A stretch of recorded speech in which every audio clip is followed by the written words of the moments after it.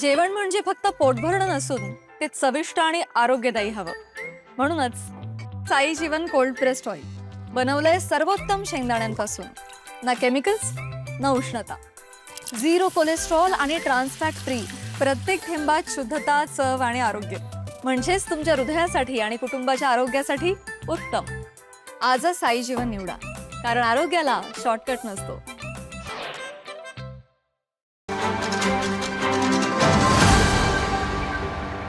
शक्तीपीठ विरोध का करायचा शक्तीपीठ महामार्गाला हे आपण समजून घेतलं पाहिजे असं मला मत आहे. कारण महाराष्ट्रामध्ये जे काही महामार्ग तयार होत आहेत ते सर्व महामार्गांचं मॉडेल जे आहे, त्याचं अर्थकारण जे आहे ते सगळं सारखंच आहे. म्हणजे सरकारने महामार्गाची आखणी करायची, त्याचे टप्पे तयार करायचे, ते कंत्राटदारांना करायला द्यायचं, सरकारने हमी घ्यायची आणि बँकांनी त्यांना फायनान्स करायचा. म्हणजे त्यांनी गुंतवणूक करायची, सरकारची काहीच गुंतवणूक नाही. आणि तो जो पैसा आहे तो व्याजासह आपण फेडायचा. आपण म्हणजे कोण? आपण सर्वजण.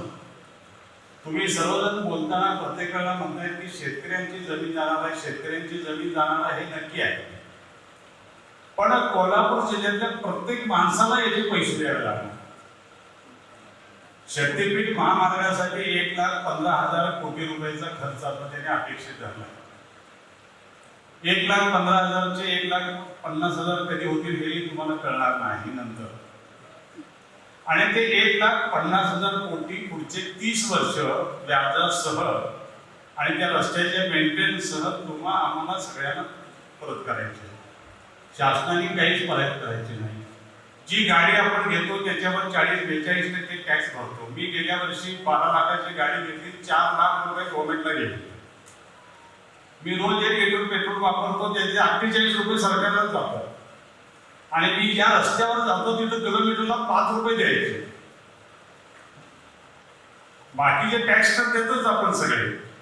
पण ह्या रस्त्याच्या याच्यातून पेट्रोल, डिझेल आणि गाड्या याच्यातून किती प्रमाणात लूट करायची आपली, त्याला काही मर्यादा राहिलेली नाही. मगाशी कोणीतरी उल्लेख केला की मुंबई पुणे महामार्गाचा. बाळासाहेब ठाकरेंनी तो विषय खूप गांभीर्याने घेतला आणि तो खूप गंभीर विषय होता. आणि तो विषय सोडवण्यासाठी अशाच मॉडेलचा उपयोग करून लोकांच्याकडनं पैसे घेऊन तो रस्ता केला. जरूर रस्ता करायला पाहिजे, असे रस्ते झाले पाहिजे. शासनाकडे इतका पैसा नाही की जेणेकरून तुम्हाला इतक्या मोठ्या प्रमाणात लवकरात लवकर रस्ते करून तुम्हाला सुविधा उपलब्ध करून देण्याइतके पैसे नाहीत. म्हणून लोकांनी पैसे दुसऱ्या पद्धतीने परत भरायचा, म्हणजे एक प्रकारे आणखी टॅक्स वाढवून घ्यायचा आपण आणि तो रस्ता करून घ्यायचा. एका किलोमीटर म्हणजे 1,000 मीटर, त्याला 3,000 कोटी, म्हणजे एका मीटरला 3 कोटी रुपये खर्च करणार आहे. आणि त्याचं एकूण बजेट होते 3,84,000 कोटी. अशा पद्धतीचं मला सांगा, विरारहून अलिबागला कोण चाललाय? पण नाही. आपल्या ठिकठिकाणी असे काही प्रकल्प तयार करायचे, कारण आम्ही विकास करतोय आपल्या देशाचा. महाराष्ट्राचा विकास हा रस्त्याने किंवा ह्या राज्यकर्त्यांच्या मुळे झालेला नाही, लोकांच्या मुळे झाला आहे. लोकांनी महाराष्ट्राला समृद्ध केलंय. महाराष्ट्राला समृद्ध करण्यामध्ये शिवसेनेचा फार मोठा वाटा आहे. त्याच्यामध्ये कोल्हापूर आणि मुंबई आघाडीवर आहे. मुंबई महाराष्ट्राला मिळाली पाहिजे याच्यासाठी रक्त सांगणारे मराठी भाषिक लोक होते, जे गिरणी कामगार होते, ते सगळे पश्चिम महाराष्ट्र आणि कोकणात गेलेले लोक मुंबईतले होते, ते लढत होते. मुंबईतले भांडवलदार लढत नव्हते, त्यांचा विरोध होता. म्हणून ते म्हणत होते की आम्हाला महाराष्ट्राशी तोडा आणि आम्हाला वेगळं मुंबई तयार करा, म्हणजे आमचं साम्राज्य तयार होईल आणि त्याच्यावर आम्ही जगू. पण मुंबई मिळवली आणि मुंबई नंतर सर्वात मोठं आंदोलन कुठं असेल संयुक्त महाराष्ट्राचं, तर ते कोल्हापूर होतं. आणि कोल्हापूर त्यासाठी सतत लढत आलेला आहे. म्हणून मी म्हणतो की कोल्हापूर आणि मुंबईने महाराष्ट्र निर्माण केला आणि ते तयार केला. मुंबई महाराष्ट्राला मिळाली म्हणून आज महाराष्ट्र 1 नंबर आहे.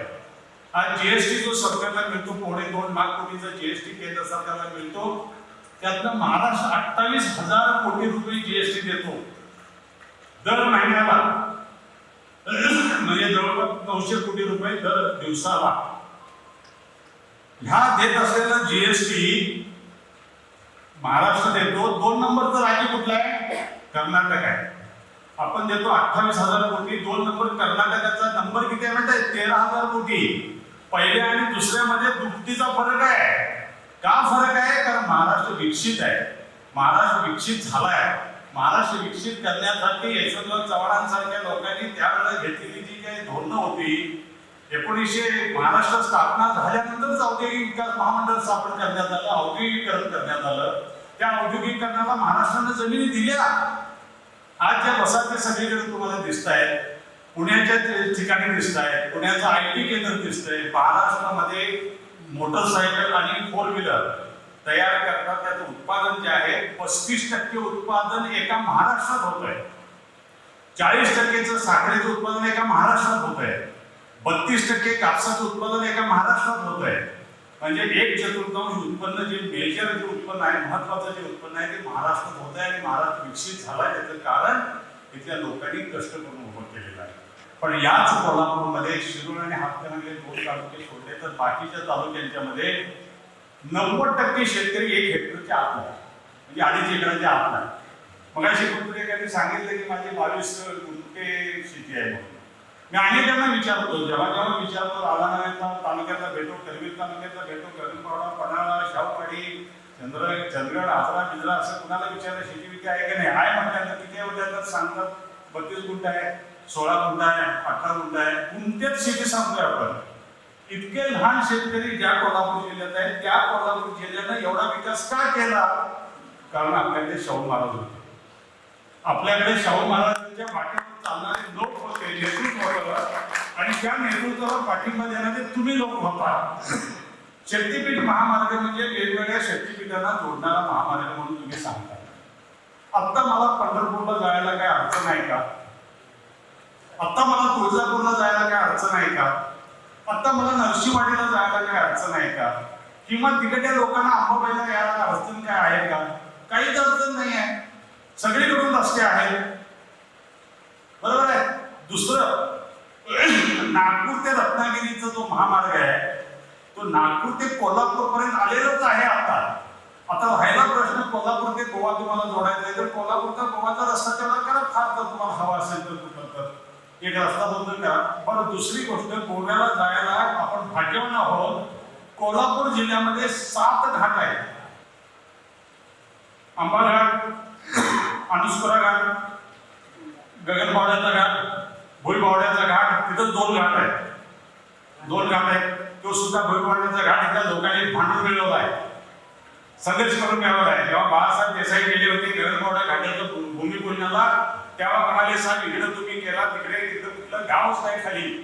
तेव्हा गावच नव्हतं, नांदगावला जातो तिकडे कुठलंच गाव नाही. तिकडे गेला वैभववाडी सुद्धा ते नावाला आलं नव्हतं. आता तालुका झालाय, काही नव्हतं. आणि आम्ही खाडेपाट्यात आणि राजापूर आणि इकडच्या लोकांनी काय करायचं, तो पण घाट करून टाका म्हणजे. असे भातुरगडी होते त्यावेळेचे. तोही घाट करून टाका. लोकांनी आढळून विचारलं, लोकांनी भांडून संघर्ष होऊन तो भुईबावड्याचा घाट मिळवला. हे 4 घाट झाले ह्या 2 तालुक्यामध्ये, शाहूवाडी आणि गगनबावडा. पण फोंड्या घाटात 5वा घाट आहे. फोंड्यानंतर आंबोली घाट आहे. आंबोलीनंतर पालघर जवळ दोडा मार्गात जाणारा तो घाट आहे. तो आपण जेवढं पाहायचा होतोय तो येतोय. 7 घाट आहेत आपल्याला गोव्याला जायला. काय अडचण आहे आपल्याला गोव्याला जायला? बरं, खाली गेल्यानंतर मुंबई गोवा राष्ट्रीय महामार्ग तुम्ही आता केलेलाच आहे. खाली उतरल्या तुम्हाला गोव्याला जाता येते. ताज्या घडामोडी पाहण्यासाठी माझा महाराष्ट्र न्यूजला आजच सबस्क्राईब करा.